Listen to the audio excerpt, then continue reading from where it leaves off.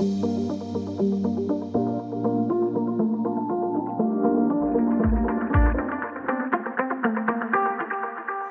you very much. Thank you for the kind introduction. I'm not sure I'm going to teach you everything I know, but I'm going to do my best to give you a high-level overview of heterogeneous computing, sprinkled with various things related to performance. So let's see, this does not work. Okay, very good.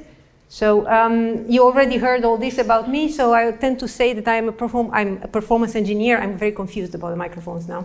So I tend to say that I'm a performance engineer, and I do want to put a disclaimer up front. I am going to be talking about the PS part of ETAPS, so now it's time to remind yourself what the acronym stands for, and I'm going to focus on the practical aspect. So there's not going to be a lot of theory, but I'm more than happy to discuss and then to hear from you what you think about the more theoretical aspects of heterogeneous computing. Also, somewhere on the ETAPS site, it says that the invited speakers are going to wow you and leave you speechless. This is not what I'm trying to do, so please, by all means, make sure that you interrupt if you have questions. I'm not seeing all of you because I have these very bright lights in my eyes, but please, put your hand up, and if I seem to ignore you, just shout. I would probably respond to that. So please don't make me speak for 1.5 hours straight. I can do that, but it's no fun for anyone. Good, so let's just dive straight into heterogeneous computing. So I'm going to start with a bunch of definition, I should drop this, with a bunch of terminology kind of things. So I'm going to define a bit the scope of the problem, and subsequently during the talk the problem is going to become narrower, but probably you won't notice. If you do notice, then please go ahead and shout at me that I'm changing the assumptions. But for now, let's just say that heterogeneous computing is a combination of multiple types of processing units that somehow collaborate to work together towards a particular workload. Speaking of which, what is a workload? Where a workload would be an application plus its input data. So an application meaning a program, a task, a job, whatever you want to call it, an application, I'm going to use this term across the presentation, together with its input data. Reason being, data often leads to different performance envelopes for the same application. And finally, heterogeneous computing, so the platform combines multiple types of hardware. The workload is data plus code. So now the computing itself really assumes some form of collaboration. So this means that by heterogeneous computing, I'm going to mean the idea of having these units collaborate to the same application, again, as opposed to things like an application running on one core of your CPU, another one running on another core, and the third one running on your GPU. So that is not part of heterogeneous computing as I'm defining it now.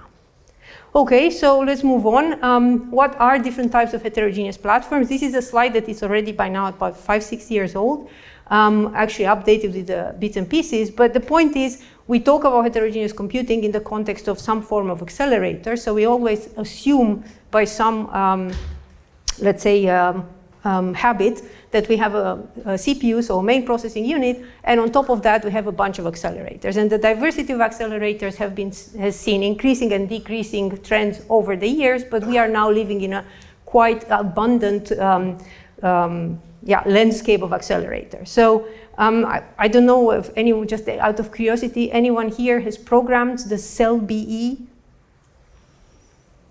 Anyone here has programmed the PlayStation 3? Okay, anyone here has used a PlayStation 3? Okay, I can see hands, is fine. Some people are still awake. Good. So this is actually one of the first examples of heterogeneous computers out there. Good, so as I said, I have updated this a little bit. So a bunch of these companies have disappeared. Reason being they were acquired by bigger companies who wanted to have heterogeneous computing on site.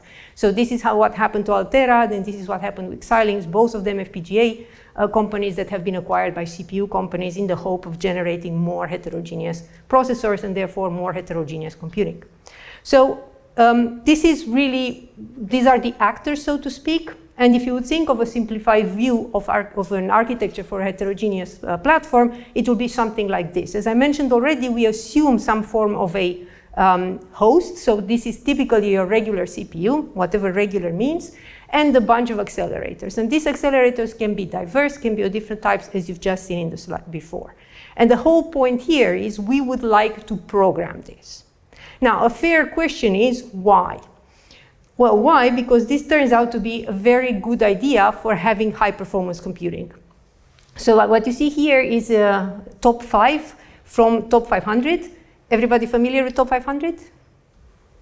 Not quite. Okay, so top 500 is a list that every 6 months is updated with the fastest supercomputer in the world. So this tends to be considered as the most famous list in high-performance computing, and it's, if you want, the performance that we expect for the machines to follow. So what you see here is that actually in November last year, we have reached an exaflop, so that was a really big milestone in high-performance computing. But more importantly, what you should see, if you are familiar a little bit with some of these very, very ugly names, is that we talk about multiple GPUs. So for each one of these machines in top 5, 4 out of 5 are using, it's a little bit of the animation, sorry for that. But what you see is sort of highlighted are the different types of GPUs that these machines are using. So this is already a form of heterogeneous computing.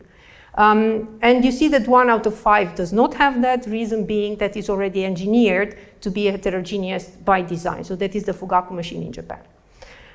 Good, so does it really make sense to do that? Well, oh shoot, this is really bad, sorry for that. So, so consider about 3 centimeters lower the pink lines, and then you'll notice that we talk about millions of cores. Out of those cores, about 70 to 80% actually belong to the accelerator. So we're talking about a massive influx of cores coming from accelerators. More importantly, as you move forward to the right, you will notice 2 different types of performance columns. Haha, this one was cleverer. So what you see here is that the maximum performance as promised, so this is the peak performance, and maximum as obtained by a benchmark. So you see already here a difference between, let's say, 20 and 30, 40% between these 2 numbers. This is, again, made by a benchmark that is tweaked to be as efficient as possible on these types of machines. And you already see that in this case, we are losing about 30% on average from the peak performance of these machines. So we're building machines that have 1 exaflop, but we're barely reaching that with our super tuned or tweaked kernels. What this means is that although we do have this performance from heterogeneous machines, we are not really able to use these machines fully. Now, I'm not, unfortunately, going to show you how to change that, but I am going to discuss a little bit where the problems are and why is this challenging, right? But the goal of this was to really demonstrate that we are seeing heterogeneous computing, at least in high-performance computing, at an increased scale. Good. So if you look a little bit more in depth in top 500, what you will notice is that there is a massive increase in the adoption of accelerators as well. So currently the top is dominated by accelerated systems. So what you see in the graph with different colors is the different types of platforms. The bigger the how do you call it, the surface, let's say. The bigger the surface, the more important the contribution of that type of platform to the performance and the systems in top 500. And you will notice that for these different types of machines, as we move from in the last 5 years, you will notice that the gray, which is more CPU-oriented stuff, is getting smaller and smaller, and the other colors, which represent different generation of accelerators, are getting bigger and bigger in terms of impact. We see a similar picture in terms of performance, where performance is even more visible. So in terms of contribution to performance, we're seeing even more impact of these accelerators. So basically this means that if we are not using these resources, we are wasting a lot of performance, right? So the key aspect of using this type of heterogeneous computing system is to be able to use all their resources in some form of collaboration. Good, so hoping that I convinced you to actually be a little bit interested in how and why we use heterogeneous computing. What I want to do is to talk briefly about the challenges in heterogeneous computing and show a few examples of things that one could do to actually go ahead and do some programming in terms of in heterogeneous systems. I'll show a couple of case studies. We'll see how much time we have, so we'll skip over the slides that are, let's say, that when we're running out of time. And finally, I will hope to actually show a couple of open questions and have an open discussion about how do we actually address these open questions in the future. So, good. So without further ado, let's just proceed. So why do we really, if we think a bit more in detail about how we actually benefit from heterogeneous computing, I'm just going to say that the first and foremost reason for using heterogeneous computing is the increase in performance. So we assume these devices work in parallel. We assume that we could have some form of decrease in data communication across the wire, so outside of a particular node. And we can have, more importantly, different devices for different roles. So we can see the CPU as doing, say, the file management, and the GPU doing the acceleration of your very dense loops. You will have more flexibility and reliability potentially in spreading the workload over these machines. So if something fails, you have a backup plan to actually execute on a different node. So that would be another reason to use heterogeneous computing. And finally, you could have more energy efficiency or power efficiency, and it could be cheaper per flop, because many of these accelerators are actually quite much more performant than our CPUs. Okay, great. So why aren't we all doing this already? Well, the reason is quite simple. It's hard to do. So basically what we're trying to do now is to mix parallel applications. I did not mention this, but all this talk is in the context of multi and many core systems. So all these CPUs and accelerators are massively parallel. So this means our applications are by definition parallel. And in the same time, we have a bunch of heterogeneous platforms with different characteristics. And what we want is we want to get performance out of these. Well, why is this challenging? Because on the platform side, we have different types of accelerators, different types of machinery, and they keep changing. So GPUs are being updated once every 12 to 18 months. CPUs, not that much, but still new CPUs from different vendors have different characteristics. And of course, data sets, or on the workload side, applications and data sets are also increasing in diversity and complexity. So it is really important that this is kind of a moving target, right? So really, the point here is, as we try to merge these two things, I think we need to address two important issues. One is, how do we actually program these parallel applications to be able to use these different types of devices? And two, how do we actually partition the work that we want to do? Remember, we want these things to collaborate. So how do we partition the work that we need to do on these different types of devices? Good, so I'm going to talk about both of these two aspects briefly, but I'm going to start with the programming models. So again, please remember, this is a practitioner talk, so I'm going to briefly explain a couple of the models that you have out there, and then I'm going to stop and ask whether there are any questions about the programming models. So how do we really do programming of this type of applications? Well, in principle, we have two very broad classes of approaches. We can have a unified programming model, and I'm going to use OpenCL as an example for now, and I'll move on to other newer models, which basically means that you write a whole code for everything that you want to do in one single programming model, and then you simply target the right device with the right part of the code. The assumption still is that you have some form of a host. I'll get back to that in a second, and a bunch of accelerators. So there is a platform model that is a little bit hierarchical, but other than that, you are really just running the same code and partition it or split it actively. So you say what goes where in a single programming model. The alternative is to actually use native programming models for every device and then somehow combine them together. Now, this gives you a lot more control, but of course, this opens up the can of worms of using multiple programming models, different compilers, different combinations. So this is not necessarily trivial, but it gives you full control over what happens on every one of the platforms. Needless to say, also in this case, you need to actually say what is executed where, or rather in this case, you really, really have to say what is executed where beforehand. So what you see on the bottom is a list of programming models that are still active in this community of heterogeneous computing, and I want to give you a brief overview, as I mentioned, of each one of these models.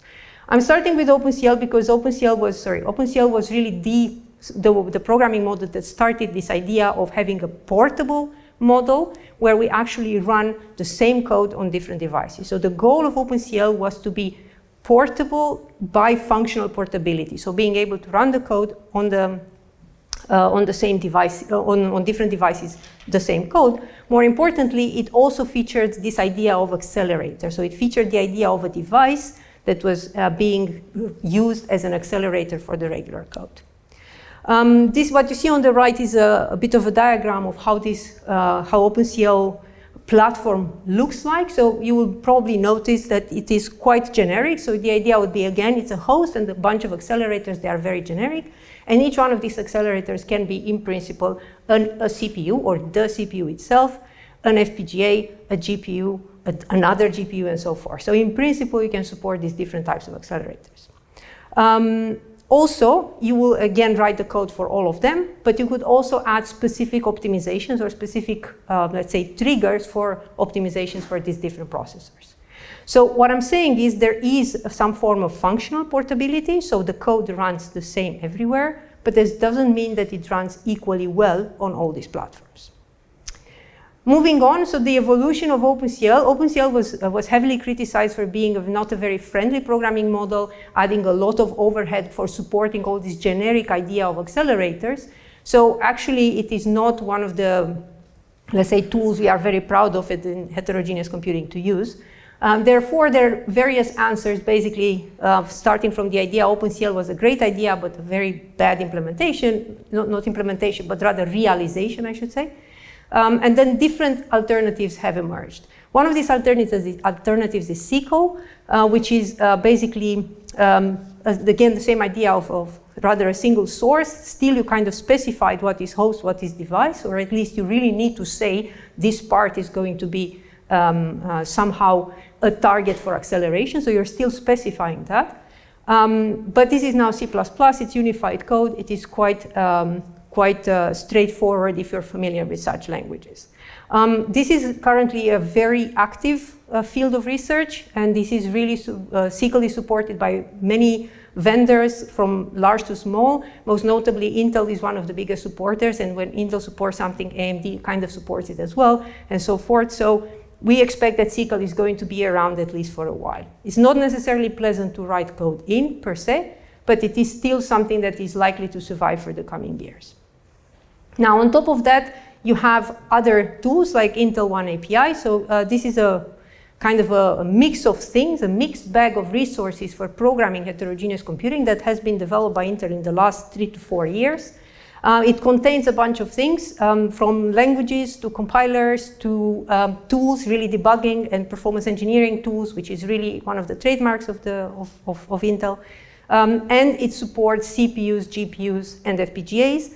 Also, they provide a tool or a bunch of tools rather, that allow you to actually use or interoperate with GPUs from NVIDIA and so forth. So it is really an interesting development, not something that you will learn in half a day, for sure, but definitely something that is worth investigating. It also supports a programming model which they call DPC++, which is a bit of a thin wrapper on top of SQL that allows you to write parallel code in different ways, and again, to target this idea of heterogeneous computing. A lot of things happen under the hood, so you could, in principle, write very high-level code where you don't exactly say what is executed where, but that depends on which type of programming you're choosing. So you can have multiple ways of writing code.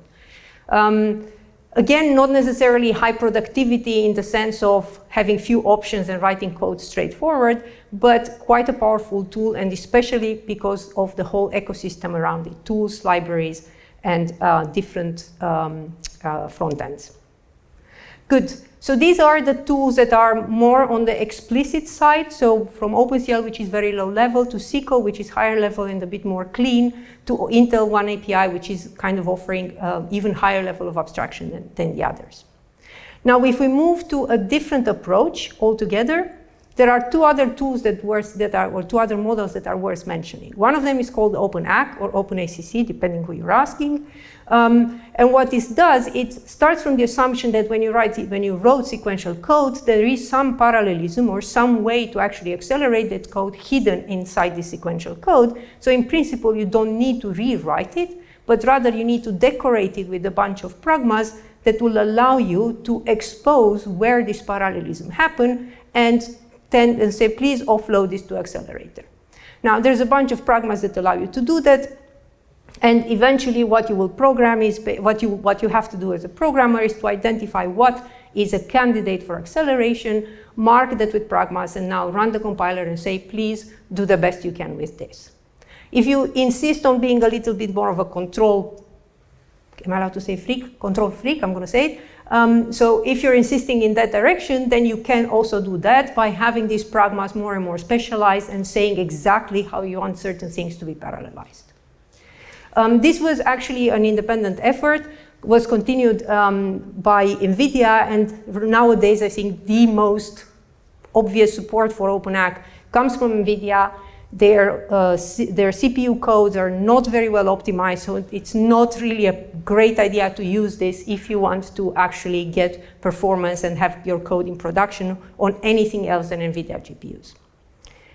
And in the same direction, you have, of course, OpenMP. I'm assuming most of you are familiar, at least, with the original idea of OpenMP. This is very similar in its endeavor of using GPUs as the previous kind of idea of OpenMP. So the idea is to say, okay, here's a loop, please make sure that you accelerate this loop.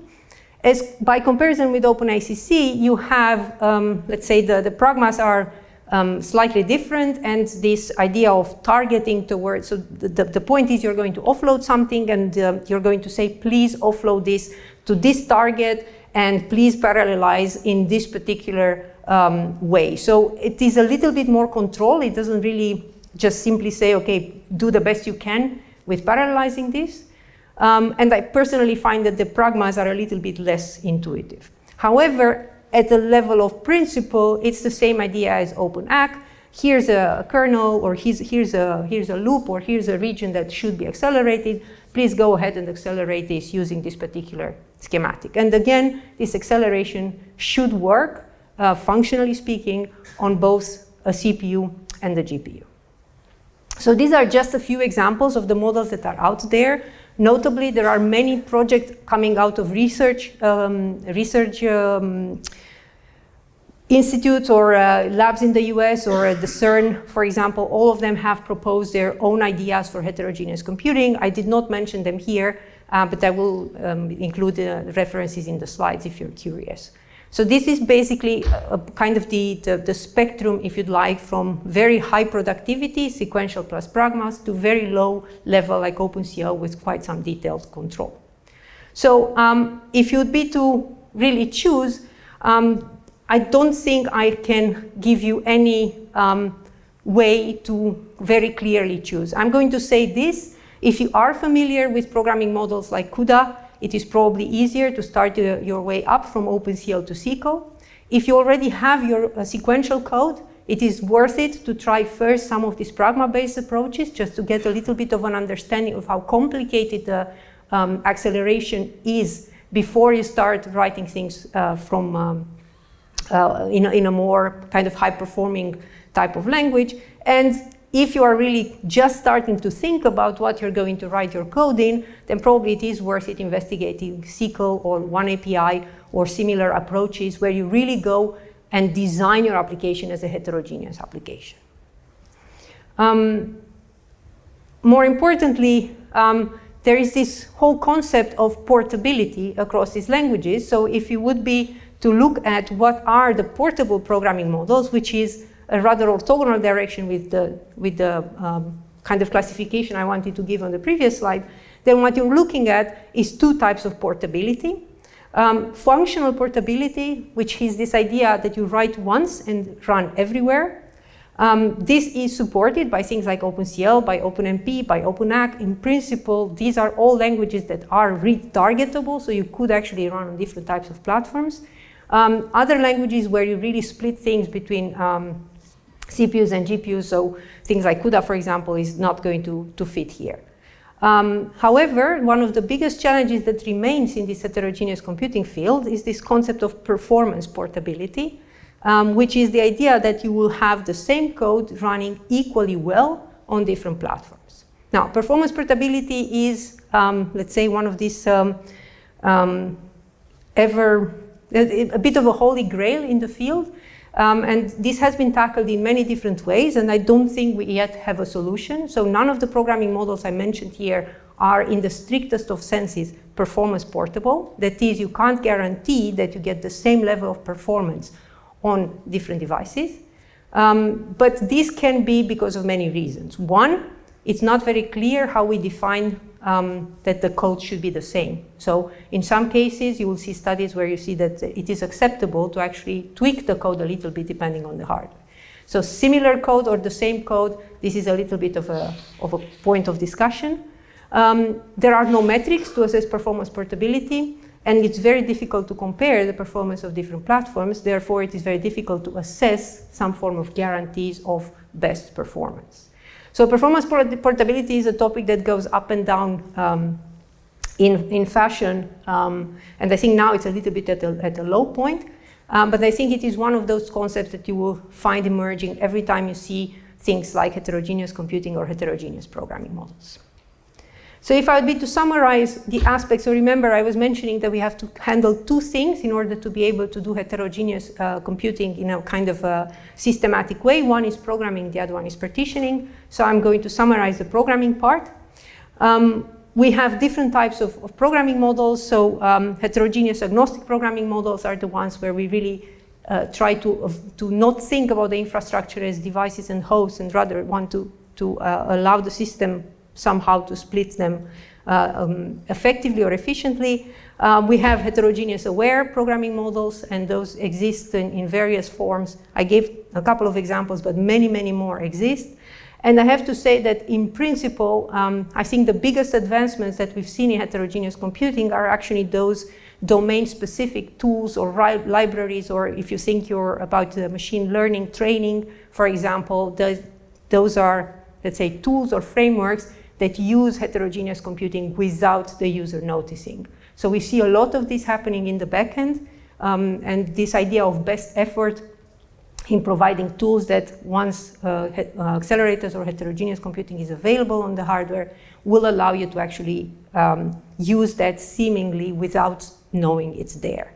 Of course, we need many more of these tools, so this is not something that happens overnight, and of course these are tools that are struggling to adapt quickly to different types of systems and devices, but I have to say that this is probably where most heterogeneous computing is nowadays in practice happening.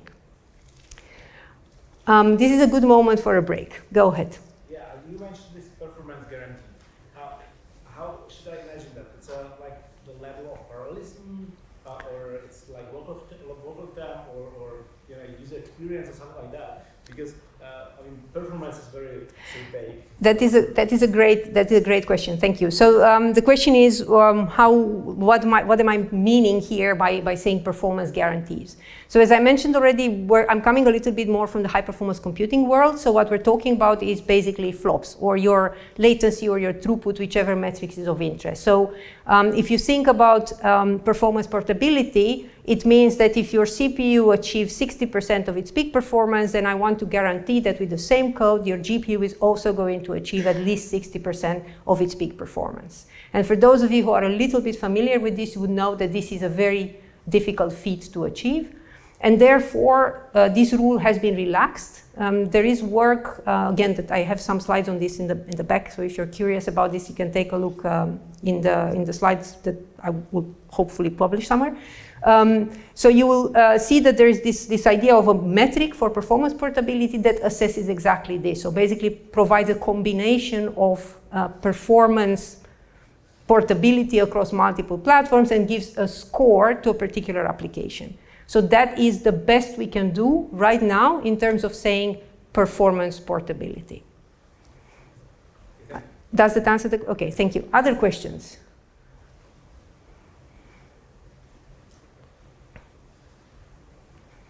Just for my own curiosity, how many of you have used OpenCL? Okay. SQL? Okay. OneAPI? Okay, so we have one person that has used them all. Okay, I'm going to try OpenACC. I found the one that he didn't use. So I think this is already, so these are already a few examples of models. Again, there are many more out there, and you would realize that we are far away from actually having a best choice. So I can imagine that it is not an easy thing to choose, and this is a little bit, we've done a lot of performance studies for all these models, and we found that, as expected, they work nicely for simple cases, but as soon as you go to slightly more complicated applications, the optimizations are not there, the compilers are starting to fail, what we expect that would happen does not really happen after the partitioning or the offloading. So they exist, they are interesting to look at, they are okay to use in, let's say, in testing. I'm not convinced that any of them are really at the maturity level where I would say they are ready to deploy in production. However, this is a little bit of a chicken and egg problem. If we don't use them, there is no incentive for them to improve them. Go ahead. Yeah, so I'm doing model chain. We are also doing parallelized model chain. But then you have data, a lot of data. You talk about shared memory. You have GPUs, how to feed data into this. If you don't have shared memory, how to distribute it? Are you going to talk about data? Because that is sort of, it's not just the code, but it's also the data structures that need to be manipulated. Right, so I think that's a fair question. So none of these models that I talked about has any abstraction of data beyond the idea of please make sure that the data is moved around wherever it's needed. There are programming models, for example, like StarSS or OmpSS from Barcelona Supercomputing Center, which are allowing you to basically move data between different nodes under the same abstraction. Whether these models are actually more efficient than, say, using your GPU aware MapReduce or your Spark with some optimizations, I cannot answer. But there is quite a significant friction. Well, friction is the wrong word, but there are not yet enough bridges built between the distributed systems community and the parallel high-performance computing community to actually allow these things to be well done. So we are still doing this with MPI. It works wonderfully, but I agree that it's not that easy to write. So you will basically, to answer the question in a more concise way, if I would be to think of distributing this, we are still doing MPI plus one of these programming models. It works, but it's tedious to program because it adds yet another programming model. But that's a fair point. Yep. Do you know if there have been studies about real-time systems where the trick is not close because the file at the close at the same time? For example, I have a system that uses an NVIDIA GPU, and then I want to switch to an AMD GPU, and I want to still have the guarantee that my sorry. I have a microphone. I think that will help. Sorry. So do you know if there have been studies about real-time systems? For example, if I have a system with just an NVIDIA GPU, and I do know that I have to meet some time constraints, such as respecting a worst-case execution time. Do you know if there have been studies about keeping the guarantee that this time will be met when switching to another vendor, GPU or an FPGA or another system? I think it's a very interesting question. So there are studies that demonstrate this can be done, but there are no studies that give you any form of guarantees this will always happen. So I think the state of the art in using this type of, let's say, heterogeneous systems in real time is still based on benchmarking on every device and coming up with some cleverer benchmarking such that is actually done quickly and efficiently and whatnot, and then using your regular scheduling algorithms with this new data from the benchmarking. So when you change one of the pieces in your machine, basically the state of the art, as far as I am aware, is to actually re-benchmark and rerun your scheduling or your algorithm that allows you to check whether you're still meeting your deadlines. Other questions? Okay, so then I'm going to move on to discuss a little bit about the partitioning. And then, so I'm going to skip this, sorry for that. And then hopefully if there are more questions, then I'm happy to answer. Good, so then now we're moving on to the second part, which also targets a little bit the question that we had earlier. What about the data, and what about distributing this work and I'm across multiple workers, let's say. I am going to keep talking about a single node shared memory type of thing, although arguably it's not really shared memory, it's just a single node because the CPU and the GPU have different memories, but still it stays within the same machine. So we can still use the programming models that I just discussed before.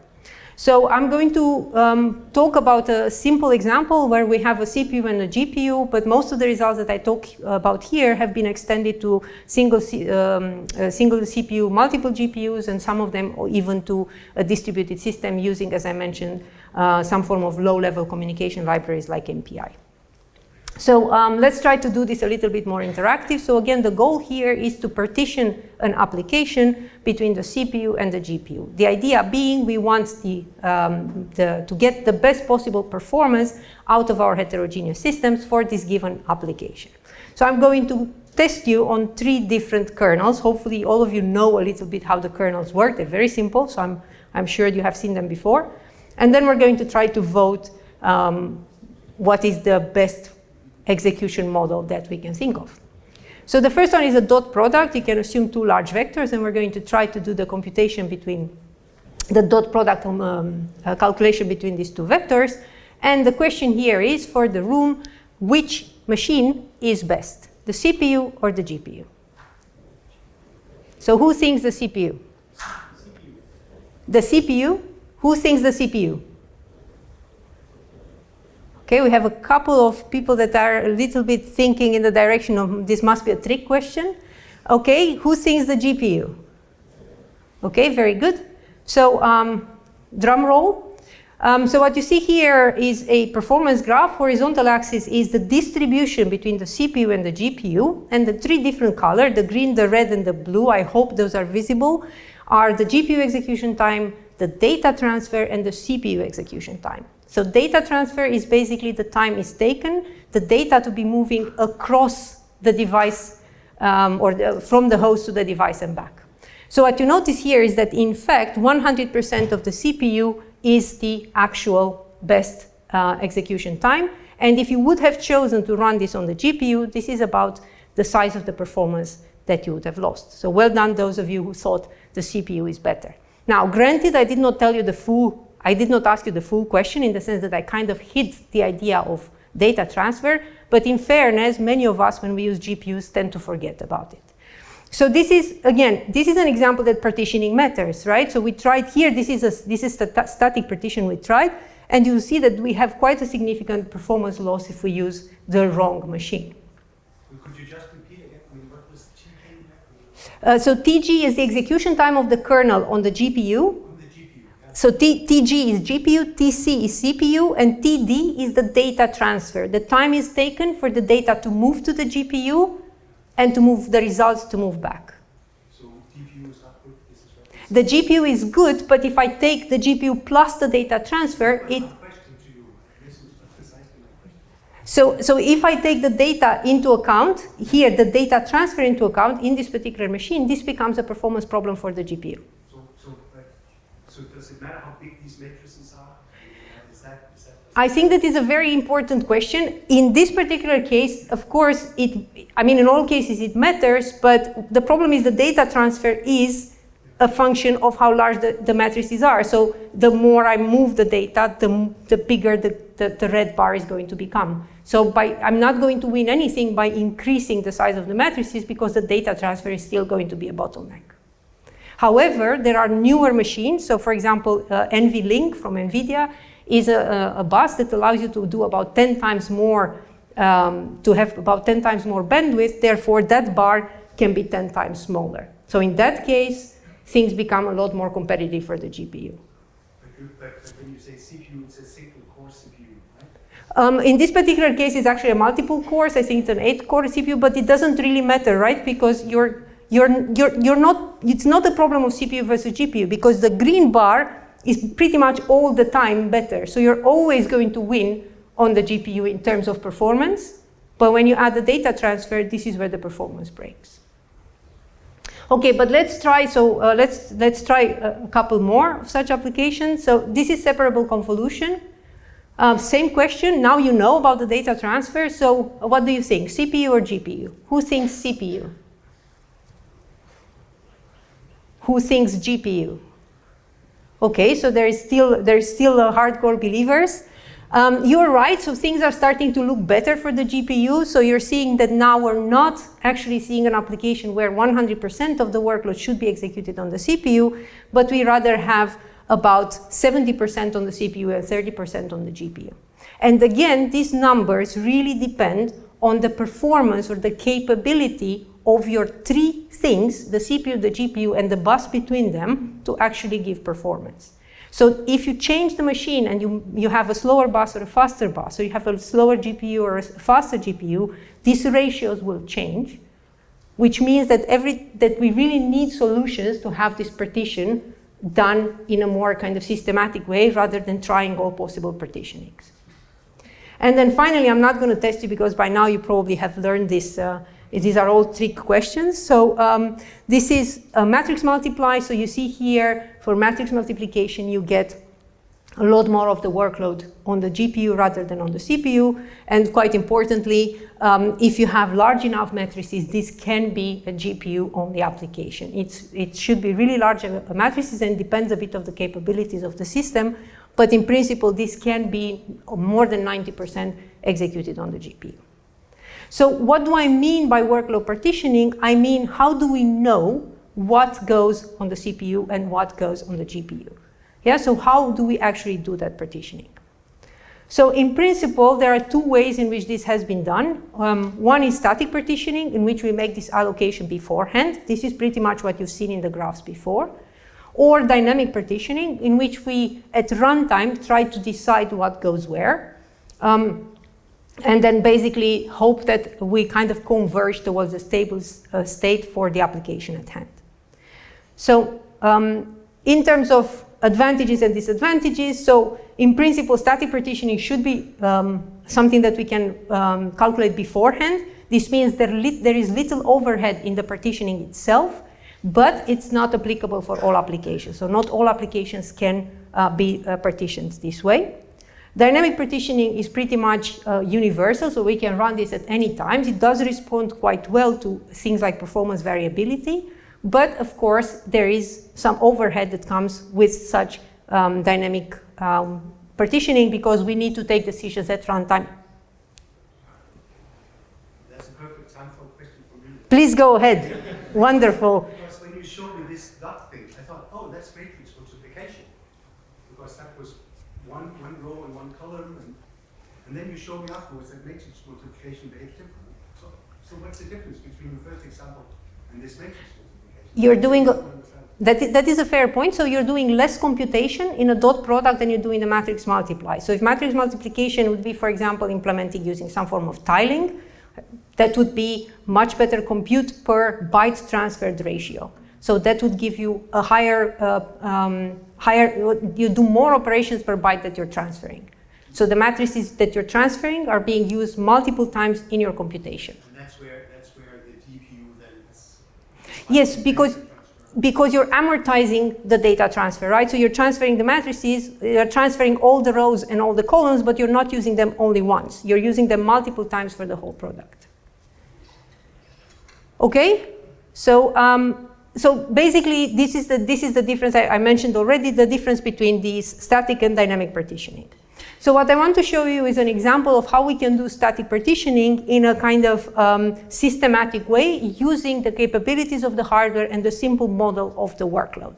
So this touches a little bit upon the performance engineering aspects that I mentioned before. So am I finding my mouse? I want to skip a couple of slides so that in the interest of time we can. Okay, so I'm going to start here. So the idea is that we're trying to partition a workload. Remember, the workload is an application plus the data set. If you think about plus the data set, think of things like how large is the matrix, or in case of graphs or sparse matrices, what type of sparsity you get. And really the idea would be to come up with an algorithm or a solution that allows us to calculate it partitioning at compile time or before compile time. So we're not doing this at runtime, we're doing this as static partitioning beforehand. So the assumption is as follows. We have a workload that looks a little bit like this. Feel free to question these assumptions at any point. So what we have is on the horizontal axis, let's say we have n data points that need calculation, and vertical axis is the amount of work that we need to do per each one of these points. And what we need to do is we, again, need to partition this workload to decide who calculates what. So what does the GPU do and what does the CPU do? And we do that by saying, okay, we assume there exists a partition that is optimal. And this optimality means that we can calculate how much of this beta, or how much of this work needs to go on the GPU. We're going to say beta is the amount of work that goes on the GPU, and the remainder will be on the CPU. So how do we do that? Well, we make the following assumption. So if we consider the two devices working together, so the CPU and the GPU collaborating on the same workload, then we're defining the optimal execution time as the time where the CPU time and the GPU time are equal. But in the case of the GPU time, so we don't make the mistake that we made in the quiz just now, but we include the data processing as well. So effectively this means that we're going to say that the optimal partitioning between the CPU and the GPU is the point where these two lines meet. And that would be this equation. So effectively what we need to do is to calculate this point, and this allows us to know beforehand what is the partitioning that is ideal for this application on this particular system. So we propose a framework called Glinda that allows you to actually predict this partitioning, and I'm going to very briefly explain how this works. So the idea is that we define this couple of metrics that allow us to characterize the devices or the system in terms of its capabilities. So we talk about the capability of processing the workload on the CPU and the GPU. Intuitively, this is the difference between the green bar and the blue bar that you've seen in the graphs before. And that tells us which one of the two devices is actually better, or how much better it is at processing the workload. And on top of that, we add a metric that tells us how fast is the data transfer between the two. So this combination of metrics characterizes our system and our application fully, and allows us to reason about this numeric value of beta. So how much is beta for different applications? So when we add the condition that the execution time of the GPU plus the data transfer needs to be equal to the execution time on the CPU, and plus some very, very simple arithmetic simplifications, we come up with an expression like this. And this is our prediction model. To be more specific, this is the same model, but now also adding the dependency on beta. So this is the ratio between the two workloads, which is characterized by beta, is going to be this particular expression. It's not really that important how the expression looks like, but again, what is important, it depends at these parameters. It depends on the capability of the two machines to process the workload and on the data transfer performance. And depending on the different partitioning models, we can say, well, we have different types of simplifications of these models, but ultimately this is an analytical model that can be very quickly calculated, and we can come up with a prediction. So we have tested this on many types of applications, and this is pretty much a similar example of what you've seen before. Horizontal axis in this case are different sizes of the workload, coming back to the questions about size. A vertical axis is time, therefore lower is better. And what you see here are basically only CPU, only GPU configurations, and the predicted configuration in kind of blue. I'm sorry, the blue and the green are very similar. So basically what we want is we want to make sure that we are able to predict what is the right configuration for this, namely the best configuration is always the blue one. So this is something we have proven, as I said, for many types of applications, and we have seen significant speed ups up to the point of 10x by simply choosing the right partitioning level between different applications.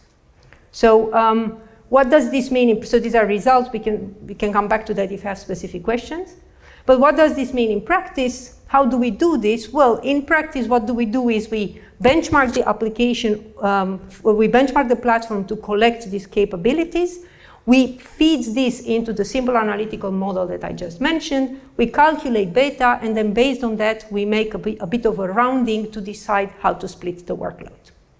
This does not mean we solve the programming problem, so we get back to the whole point about the programming models that we discussed before, but plugging in these numbers into one of these programming models allows us to actually execute this in an optimal fashion. And we have tested this, again, many applications, and we have really shown that this is really the optimal solution in terms of partitioning. Now, that is not to say this cannot be solved with dynamic partitioning, but this is better because it has zero overhead compared to doing the same thing in a dynamic partitioning way. Okay, so just for completeness, let's briefly talk also about dynamic partitioning, and then we can stop for another round of questions.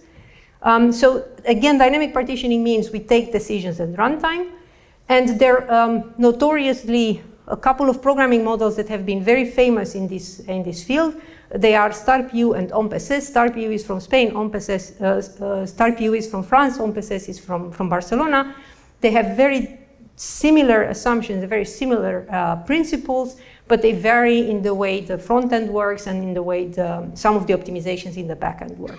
But the idea is quite simple. Given an application, you are going to split that into tasks, and these tasks are going to be at runtime distributed to the different devices. Advantage, again, it works for everything. Disadvantage, it has a bit of a overhead in terms of the scheduling. And if the tasks are too small or too big, some decisions can be, let's say, less than optimal depending on the size and shape of the workloads. I'm going to stop here for the partitioning for now. Any questions?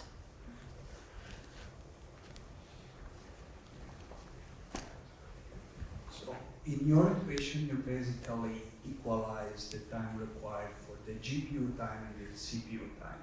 How do you know that your solution is the minimal one? Because you just say, okay, the time required for the GPU is the one that is equal to the time required to the CPU, but how do you know that this actually minimizes your problem? Because you can have a solution where this holds, but it's not the minimum. So I think that's an interesting question. So I'm going to say this. If you assume, so this is not the absolute minimum, reason being you could have a better optimized CPU code or a better optimized GPU code, and then the point will move.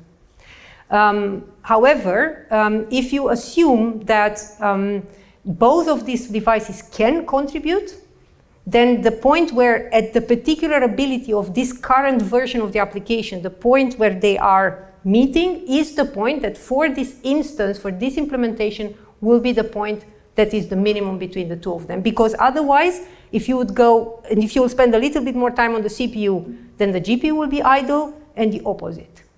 So it's not the absolute minimum, because I cannot guarantee that both are fully optimized. In fact, coming back to the programming model, if I would use OpenCL, I know for a fact they cannot be both optimized with the same type of code. But with the current version of the CPU and the GPU implementation, that is the optimal point, because otherwise I will have to wait for the other machine to finish. Under the assumption that there are no interdependency between the different... Absolutely. Yes, so also very good point. I am assuming that this application can be really split in two parts, and these parts can be computed independently, and there is no need for communication between in between this, and there's no waiting between the two of them, and so forth. So this is single kernel, completely independent computation, and the ability to actually split. We extended this to other types of models, but you're absolutely right. This is a simpler case. Fair point. Other questions?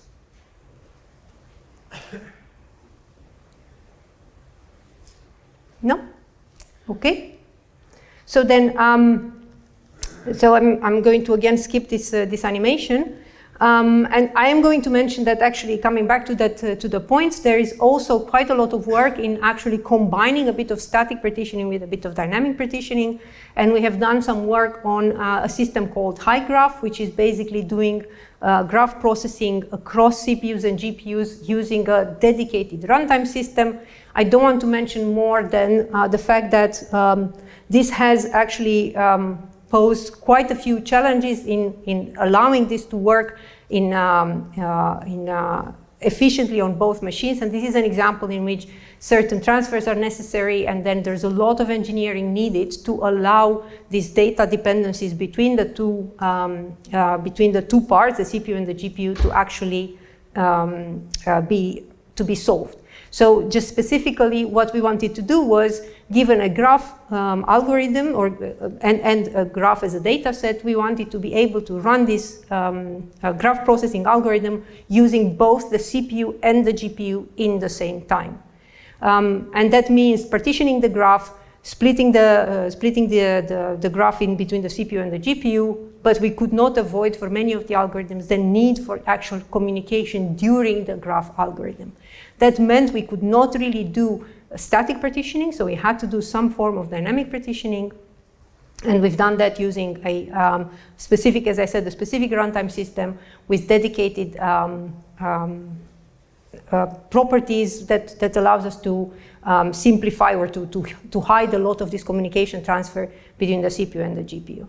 We are not the only ones, so there's a few other systems out there that do this, but what I'm trying to say is that indeed, in the moment applications become more complex and the collaboration between the CPU and the GPU needs to be very tight, runtime systems seem to be the only solution or the state of the art that we have right now to address this problem. So this is an example. There are several other examples for different types of domains.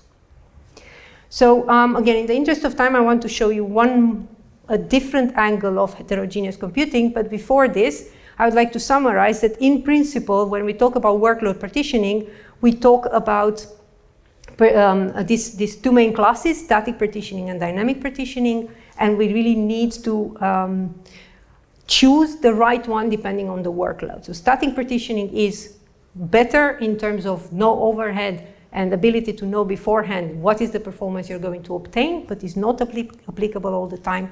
Dynamic partitioning is always a good fallback solution. There are runtime systems out there that help you with dynamic partitioning. They're not necessarily trivial to use, and there is by no means a single solution that fits everything. Some of the programming models I mentioned before do come with their own runtime system, so that could be an alternative in the case you really want to go and implement a large-scale application using both CPUs and GPUs. However, I also have to say a little bit as the kind of a counterpoint to this discussion, that many of the heterogeneous computing applications that we see are rarely using both the CPU and the GPU in the same time. There seems to be that most applications we observe in practice are tending to choose to have these phases in which they use the CPU, then the GPU, then the CPU, then the GPU. I believe the reason for that is twofold. The first thing is many applications really assume that the GPU will be much better at doing a certain task, then therefore it's not worth splitting the work with the CPU. And the second problem is indeed programmability. It is much easier to program them separately than to try to program them together. So before I go to the final part where I want to talk a little bit about energy, are there any final questions about partitioning? Yes, please. Could you say a bit more about this graph? So you were partitioning the graph, the data? Yes. And that was sort of, sorry.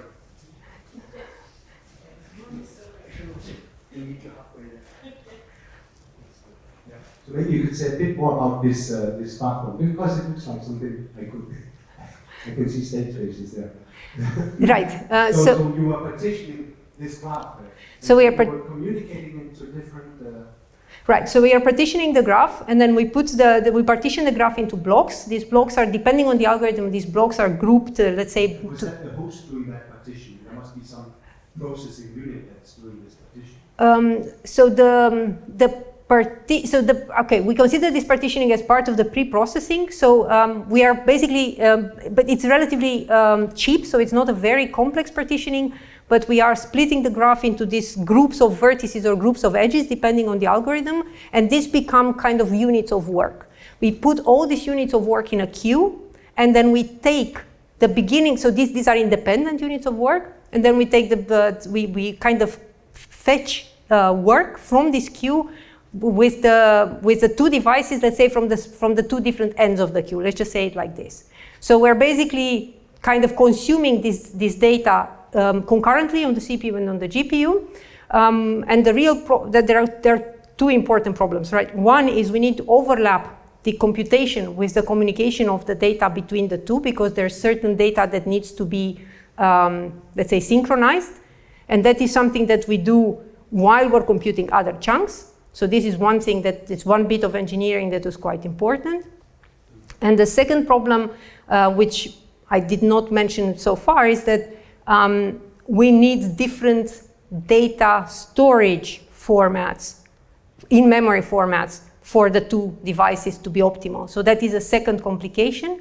And so we need to actually preserve the data, potentially, let's say, more than one copy of the data, on a bit of a principle of a cache, in which we have some replicated data on the two devices. But we were able to actually completely overlap the computation and communication, so we really saw very high performance for most graph algorithms, with the caveat of having this additional cache, so this data replication. Does that answer a little bit? It gives some good idea. Okay, thank you. Good, so, go ahead.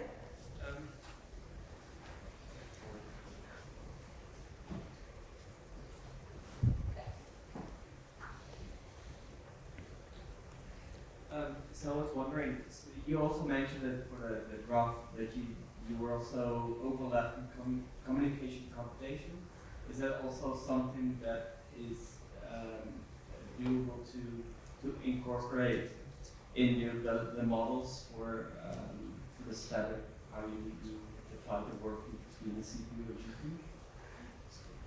So in the case of the static partitioning, we didn't have communication. So the idea, or the communication, we didn't try to hide anything, because those were, let's say, one-time off partition. So we partition, we move the data, we process, and then potentially we reduce the data in the very end, and we take that into account. So that was not really a concern in that case.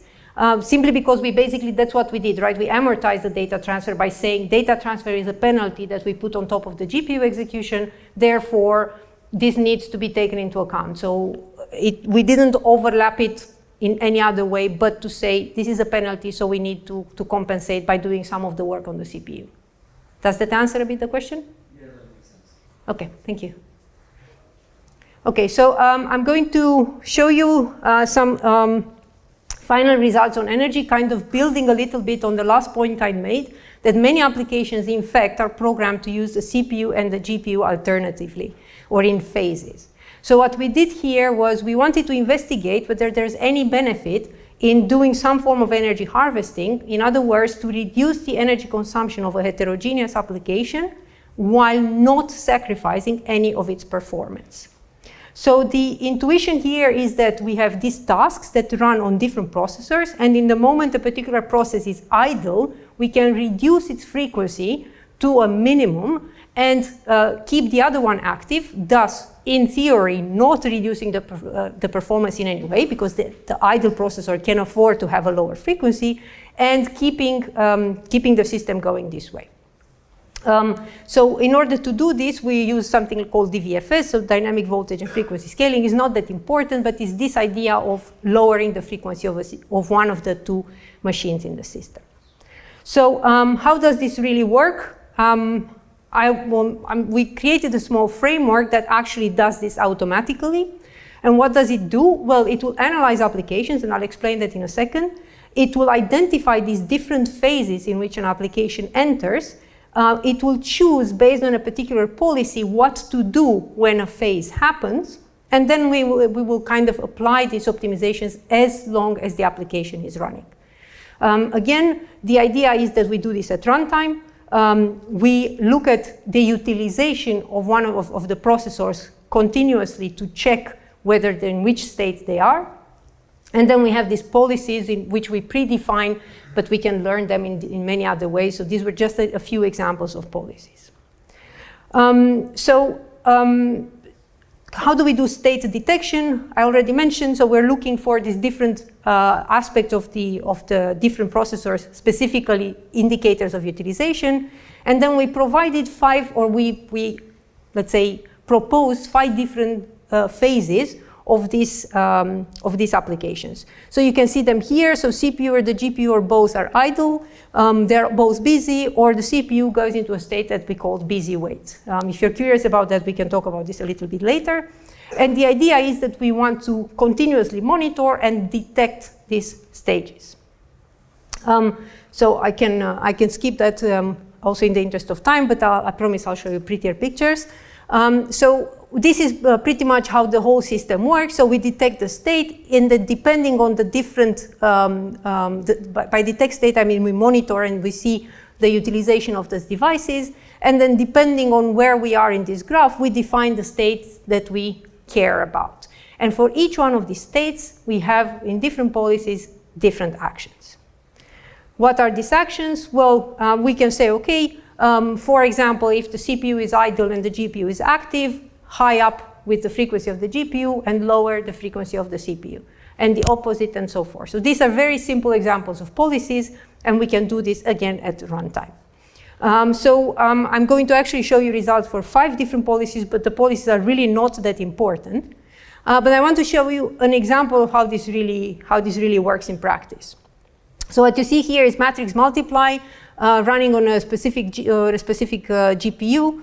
Horizontal axis is time, vertical axis are the identified stages. So what you see is a clear kind of map of how this application executes using the 2 devices, the CPU and the GPU. In yellow, you have the busy wait state, and well, busy on the bottom and so forth.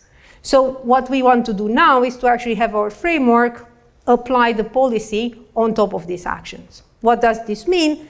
Well, this is the example. What you see on the horizontal axis is the exact same timestamps. On the vertical axis is the clock rate. And then you see that indeed, well, I think the correspondence is not entirely obvious, but you could see that in principle, because of this alternation, you see that the frequencies of the 2 machines are going up and down. So we're changing this at runtime as we observe or we detect the states that I mentioned. So this basically leads to a different power consumption. So horizontal axis exactly the same time, vertical axis power consumption, and you see now different lines because we look both at the single core and the full CPU, at the GPU and at the entire node. So this is basically the power as we go with the execution of the application. Now intuitively this should lead to some energy savings, some energy consumption savings. So what we've done is we actually run this framework on a bunch of applications. I think in total we started with about 15 and we had to drop a couple of them for various reasons. And we had 5 different policies. Just examples of what to do when a particular state is indicated. So these are really kind of intuitive policies that we created just to test whether indeed they have a particular impact. So the reference implementation, this is important. The reference implementation was do nothing, meaning let the system do whatever the system wanted to do to save energy. So please remember CPUs and GPUs have nowadays their own mechanism for energy efficiency. So we did not change that. We simply let the system do whatever they wanted to do, and we compared against this. Now I'm not going to talk about these results, but I will talk about this, which is basically the best policy that we found for the different applications. So the applications are listed, the name of the policies, and we looked at single core and multi-core execution. But I think what is important here is not the numbers themselves, but to note that we have various mixes of energy efficiency and performance let's say, situations, including situations in which both the energy and the execution time have improved. So not only we managed to save some energy, but in the process we also made the application faster. So this is an example of how to use this idea of multiple phases of an application in an automated way without losing any significant performance, saving some energy. So this can be applied out of the box on any type of application for which the assumptions hold. Namely, there is this phasing, so this interleaved use of the CPU and the GPU.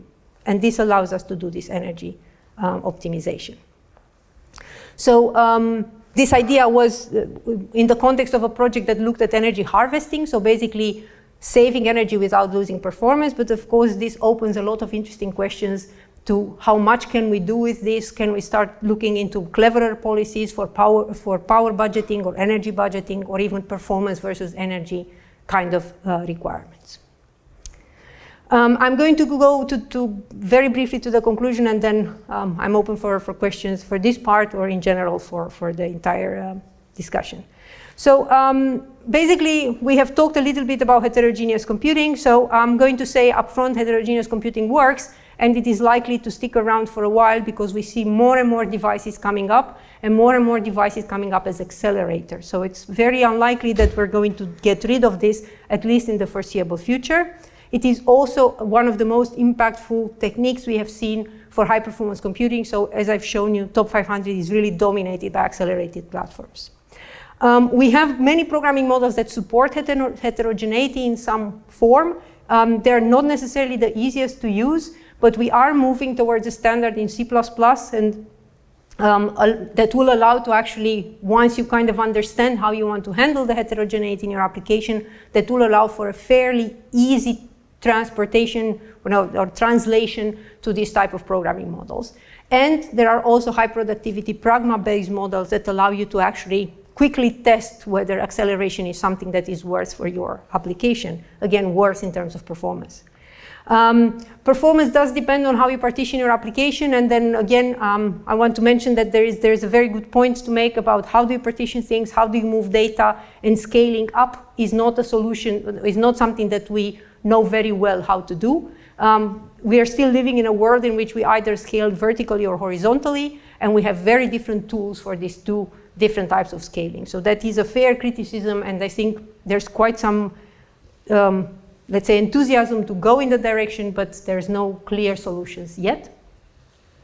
And performance portability remains one of the big challenges in heterogeneous computing. This holy grail of having one piece of code that runs equally well on different types of devices remains relevant and challenging, and we don't really have ways to actually measure it. We do know when it's not present, but it's very hard to make any sort of guarantees or assessment when it is present.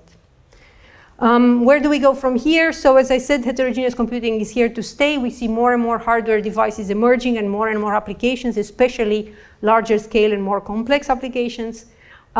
It might become more and more hidden from programmers. So as I said, we see many frameworks that use GPUs or accelerators in general under the hood. They are not optimal, and that's quite a lot of let's say, backlash in terms of how well they utilize these resources. But performance-wise, they're quite relevant. We definitely need more tools, so I didn't touch upon things like debugging or performance analysis or things like that. There's very few tools out there that look at heterogeneous computing as a whole. Notably, NVIDIA has a tool chain, Intel has a tool chain, and that's about it. There are few open source tools out there, but they're by no means easy to use for, let's say, regular developers. And finally, I think that what we're going towards more and more, especially in the context of energy efficiency and systems that are being built specific for the applications at hand, is this new notion of co-design. And I don't mean new in the sense that we did not talk about co-design before, but we are now able to do co-design at system level. So we should accept that our machines are going to be heterogeneous. They will be specialized for different tasks with different blocks, building blocks. We don't need to redesign every building block, but having the right mix of CPUs, GPUs, other accelerators, FPGAs, if you need those, is probably the way that will allow us to really be able to reduce this resource waste that we see when we execute applications on the wrong type of systems. I'm going to stop here, and if there are any other questions, I'm more than happy to discuss.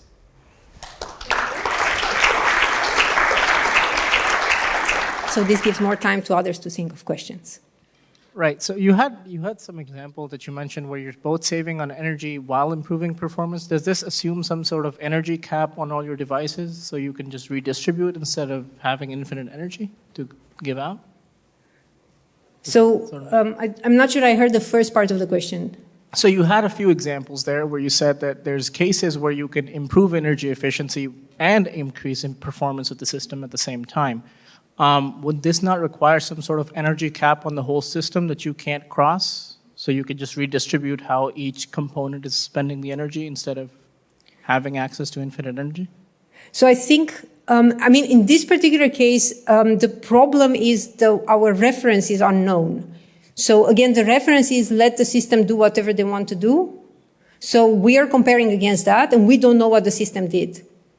So in this particular case, I don't know if it's because of power capping or anything like that. It could be, but we just don't know. So what we do here, so the policy, so this is an example of this case, and this you have this, this one here, and the policy is min-max, so this means that every time something is low utilization, we push the frequency all the way down, and every time there is high utilization, we push the frequency all the way up. And if the machine itself doesn't do that, then we win. And we win both in performance and in energy. So, but we don't know what the machine does. We don't know how to check that. So I think it could be power capping, could be anything, but we simply don't know what the machine does. Other questions? Could you say something about parallelizing compilers? I mean, so to save us as a user to do all this hard work with finding the good partitioning or whatever. Yep. So I think, again, very, very good point.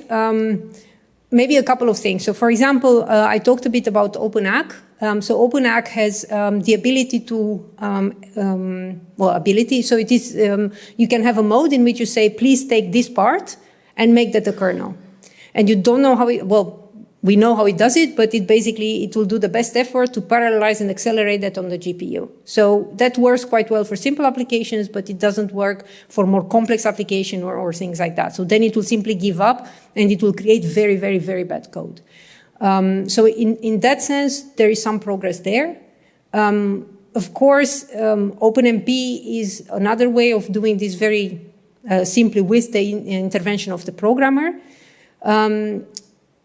I think when we talk about parallelizing compiler in the context of GPUs or massively parallel architecture, that is, I think that's something I'm kind of hesitant to go in because many of the programming models I talk about are actually fine-grained models in which you expose basically how you go about this is you say, okay, this is what one point needs to do.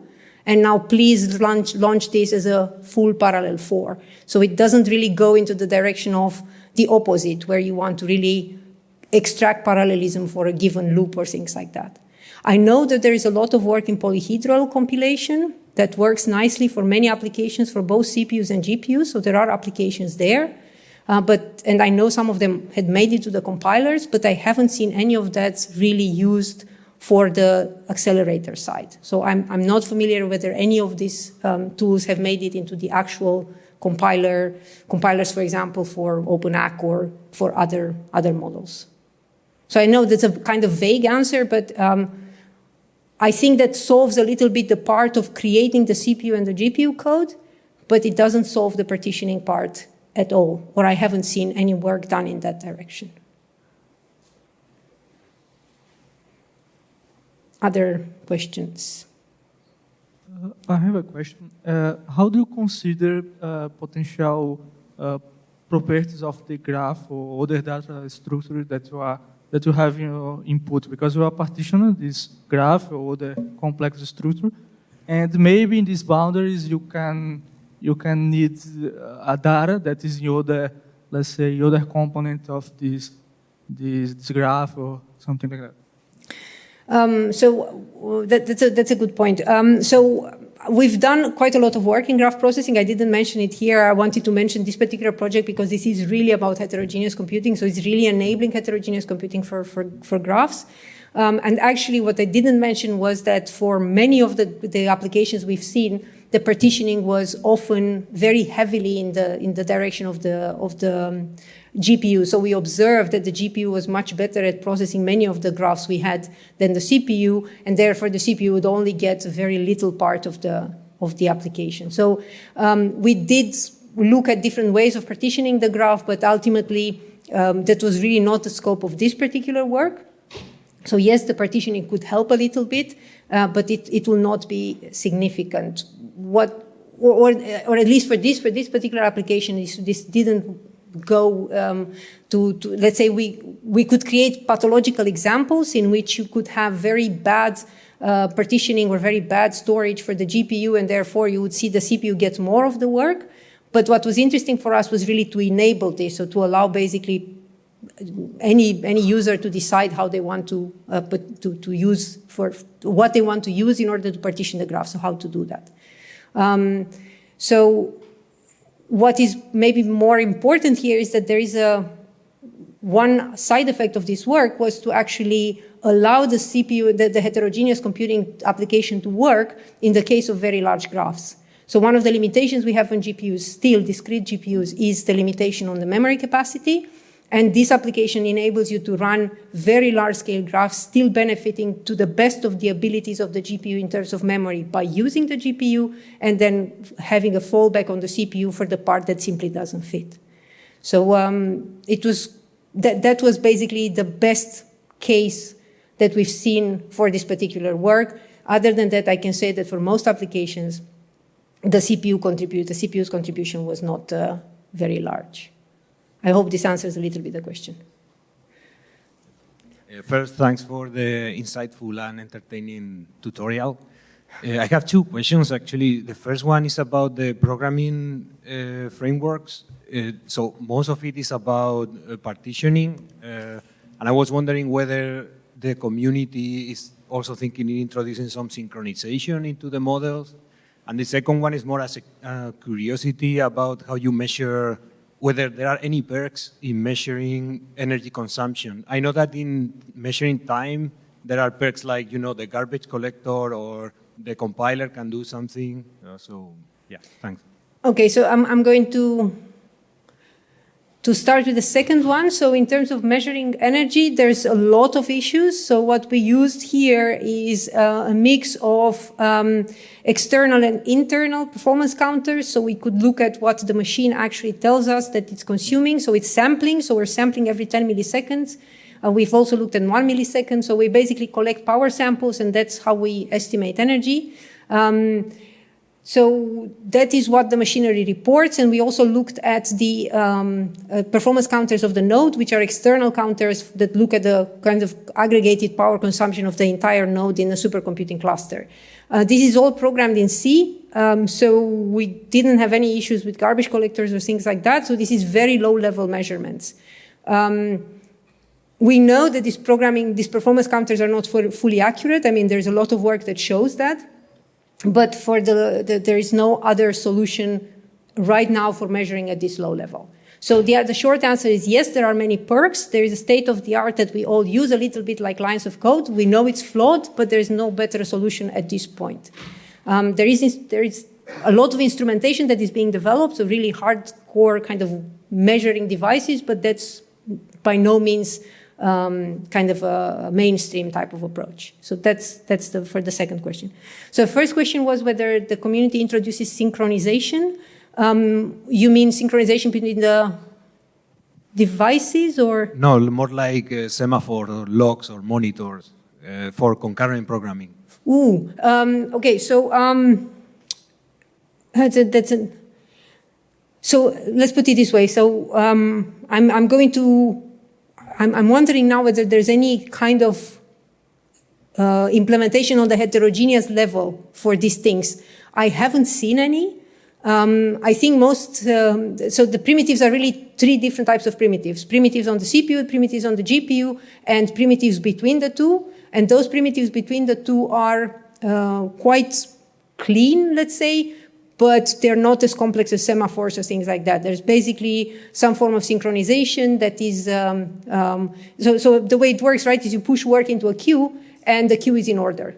So that's a synchronization mechanism. And because we found out there's not enough parallelism in this model, we solved it by adding more queues. So now we have more queues, each one of them being executed in order, but the consumption can happen from different queues. So that is now the state of the art. But they are very different mechanisms. So to your point, no, I think the community didn't think of that, and I think that that's an interesting point to consider, whether there could be an abstraction that goes at the higher level. Thank you. Okay, so maybe I have a final question, because I was reading the blog, which was very interesting, where you talked about things that the ETAPS community could use potentially from your research.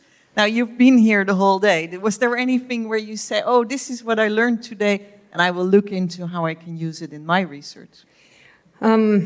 I think that's so first, that's a very difficult question.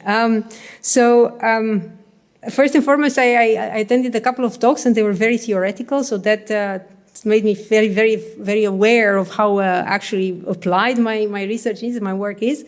So I think I would really like to learn how to formalize this better. So how to really talk about this not as a set of empirical analysis, but really as the properties of these systems and what can we actually reason about before we start doing experiments. So the work I showed here is really lots of hours of empirical analysis, a lot of data thrown at these machines and a lot of benchmarking. And if we could make, better assessments about what our combined hardware and software systems can and cannot do, I think that would be definitely something I'd be very happy to learn about. So I'm more than happy to discuss if anybody has any ideas in this direction. I have to say that translation did not yet click in my brain from what I've seen this day, and then my very, very applied view of the world. So that is, I guess, a bit of a mea culpa. But thank you for the question. But you're open to learn more. Absolutely. Yeah. So I'm more than happy to discuss this, of course. So I'm around for now and then for tomorrow as well. So if anybody has any more ideas, like the interesting one about synchronization and more points about how this could be more systematic, I'm more than happy to discuss. Okay, thank you. So I think it's time to thank Anna once more. Thank you.